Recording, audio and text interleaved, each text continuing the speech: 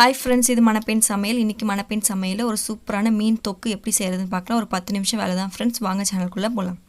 நம்ம சேனலில் சப்ஸ்கிரைப் பண்ணாதவங்க சப்ஸ்கிரைப் பண்ணுங்கள். பக்கத்தில் இருக்க பெல் ஐக்கானையும் ப்ரெஸ் பண்ணுங்கள்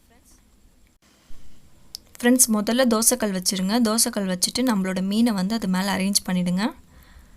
இது அரேஞ்ச் பண்ணுற வரைக்கும் ஃப்ளேம் வந்து ரொம்ப சிம்மில் வைங்க. மீனில் வந்து எதுவுமே ஆட் பண்ணக்கூடாது. உப்பு கூட நீங்கள் போடக்கூடாது. நான் வந்து ஒரு 1/4 கிலோ அளவுக்கு மீன் எடுத்திருக்கேன். எதுவுமே போடாமல் பச்சை மீனை தான் நீங்கள் வந்து தோசைக்கல் மேலே வைக்க போகிறீங்க. இப்போ மீடியமான ஃப்ளேம் வச்சு 2 ஸ்பூன் அளவுக்கு எண்ணெய் விட்டுருங்க. இது வேகிறதுக்கு 2 நிமிஷத்துக்கு மேலே டைம் தரவே தராதிங்க தயவு செஞ்சு. அதுக்குள்ளே நம்ம அடுத்து என்ன பண்ணலாம்னா கடாய் வச்சிடலாம். அதில் 7 ஸ்பூன் அளவுக்கு நீங்கள் எண்ணெய் விட்டுக்கோங்க.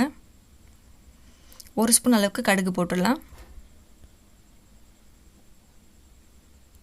ஃப்ரெண்ட்ஸ், அடுத்து வந்து ஒரு 1/2 ஸ்பூன் அளவுக்கு வெந்தயம் போடுங்க. அதிகமாக போட்டால் கசக்கும். நம்மளோட மீனை வந்து இப்போ திருப்பி விட்டுடலாம். 10 சின்ன வெங்காயம் சேர்த்துக்கோங்க முழுசாக. 3 பெரிய வெங்காயம் பொடி நறுக்கி ஆட் பண்ணிக்கோங்க. நம்மளோட மீன் வந்து இப்போ வெந்துருச்சு.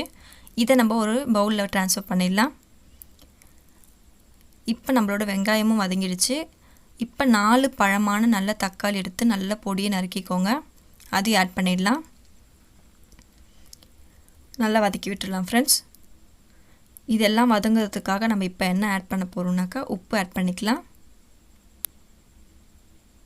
அடுத்து மஞ்சள் பொடி ஆட் பண்ணிவிட்டு நல்லா வந்து கலரி விட்டுருங்க. இது சுருங்கின பிறகு 2 ஸ்பூன் அளவுக்கு இஞ்சி பூண்டு பேஸ்ட் ஆட் பண்ணிக்கலாம் ஃப்ரெண்ட்ஸ். இஞ்சி பூண்டு பேஸ்ட் ஆட் பண்ண பிறகு நம்ம கலரி விட்டுடலாம். கருவேப்பிலை ஆட் பண்ணிக்கலாம். இப்போது குழம்பு மிளகாத்தூள் வந்து நீங்கள் ஆட் பண்ண போகிறீங்க. எத்தனை ஸ்பூன்னா 2.5 ஸ்பூன் அளவுக்கு ஆட் பண்ணிக்கோங்க ஃப்ரெண்ட்ஸ். காரம் கரெக்டாக தான் இருக்கும். 2.5 ஸ்பூன் அளவுக்கு நீங்கள் தாராளமாக ஆட் பண்ணிக்கலாம். கலர் வேணும்னு விருப்பப்பட்டால் காஷ்மீரி சில்லி பவுடர் நீங்கள் 1/2 ஸ்பூன் ஆட் பண்ணிக்கலாம். இப்போ நீங்கள் ஒரு சொம்பு அளவுக்கு தண்ணி வச்சுக்கலாம் ஃப்ரெண்ட்ஸ். இதை நல்லா கொதிக்க விட்டுடலாம் ஃப்ரெண்ட்ஸ். நான் வந்து ஒரு ஃபன்னான ஒரு கொஸ்டின் கேட்குறேன். ஏன்னா வந்து இது நான் என்னோடய ஓன் ரெசிபி. ஸோ இதுலேருந்து நான் ஒரு கொஸ்டின் கேட்க ஆசைப்பட்றேன் ஃப்ரெண்ட்ஸ். உங்கள்கிட்ட நீங்கள் கமெண்டில் வந்து ஆன்சர் பண்ணலாம் ஃப்ரெண்ட்ஸ். நம்ம குழம்பு வந்து நல்லா தொக்கு அளவுக்கு சுண்ட பிறகு நீங்கள் என்ன பண்ணுறீங்கன்னா நல்லா சிம்மில் வச்சுட்டு நம்ம ஃப்ரை பண்ணி வச்சுருக்க மீனை வந்து போட்டுருங்க. போட்டுட்ட பிறகு நீங்கள் வந்து கிளறக்கூடாது. ஸ்பூனால் வந்து வெறும் தொக்கை மட்டும் மீன் மேலே எடுத்து போடுங்க ஃப்ரெண்ட்ஸ். அடுப்பை வந்து ஆஃப் பண்ணிடலாம். நீங்கள் வந்து இதுக்கப்புறம் அடுப்பை வந்து ஆனில் வைக்காதீங்க ஃப்ரெண்ட்ஸ். நான் கேட்க போகிற கொஸ்டின் என்னென்னா, நான் எதுக்காக வந்து எதை யோசித்து நான் வந்து தோசைக்கல் யூஸ் பண்ணன்றதை வந்து நீங்கள் கமெண்டில் கொடுங்க ஃப்ரெண்ட்ஸ். நீங்கள் என்ன யோசிக்கிறீங்கன்றதை நான் தெரிஞ்சுக்கணும். ஏன்னா இது என்னோடய ஓன் ரெசிபி. எவ்வளோ சூப்பராக நமக்கு தொக்கு வந்திருக்கு பாருங்கள். நம்ம மணப்பெண் சமையலில் நான் வந்து ஃபிஷ் வச்சு யாருமே வந்து தொக்கு செஞ்சது கிடையாது. ஸோ நானே யோசித்து செஞ்சேன். ஸோ நான் எதுக்காக வந்து தோசைக்கல் யூஸ் பண்ணன்றதை நீங்கள் யோசித்து எனக்கு கமெண்டில் சொல்லுங்கள் ஃப்ரெண்ட்ஸ். உங்களோட ஆன்சர் என்னோட ஐடியாவுக்கு மேட்ச் ஆகுதான்றதை நான் ரிப்ளையில் சொல்கிறேன்.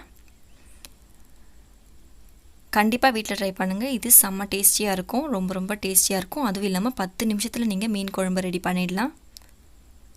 இதை நான் இப்போ உங்களுக்கு சூடான சாப்பாடில் போட்டு காட்டுறேன். இதோட காம்பினேஷன் எப்படி இருக்குன்னு நீங்களே பாருங்கள் ஃப்ரெண்ட்ஸ். நான் சூடான சாப்பாடு வடித்து வச்சுருக்கேன். இப்போ நான் இதை சாப்பிட்றதுக்காக ரெடி பண்ணுறேன். பாருங்கள் நம்மளோட மீன் எவ்வளோ சூப்பராக ரெடியாக இருக்குன்ட்டு. இந்த தொக்கு போட்டு நீங்கள் சூடான சாப்பாடு சாப்பிட்டிங்கன்னா எப்படி இருக்கும்னு நீங்களே ஃபீல் பண்ணி பாருங்கள் ஃப்ரெண்ட்ஸ்.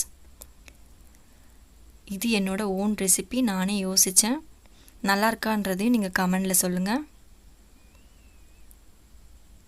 நான் வந்து வீட்லேயும் கண்டிப்பாக ட்ரை பண்ணுங்கள். மீன் குழம்புலாம் வைக்கணும்னா 1/2 hour ஆகும் கண்டிப்பாக. இதை வந்து நீங்கள் ஒரு 10 நிமிஷத்தில் ரெடி பண்ணிடலாம். எந்த ஒரு பொருளும் பெரிய பொருள்லாம் கிடையாது. வெங்காயம், தக்காளி, இஞ்சி பூண்டு பேஸ்ட் இவ்வளோ தான் நம்ம யூஸ் பண்ண போகிறோம் ஃப்ரெண்ட்ஸ். ஓகே ஃப்ரெண்ட்ஸ், கண்டிப்பாக ட்ரை பண்ணுங்கள். சப்ஸ்கிரைப் பண்ணாதவங்க சப்ஸ்கிரைப் பண்ணுங்கள். பக்கத்தில் இருக்க பெல் ஐக்கானையும் ப்ரெஸ் பண்ணுங்கள். கமெண்ட் கொடுங்க ஃப்ரெண்ட்ஸ்.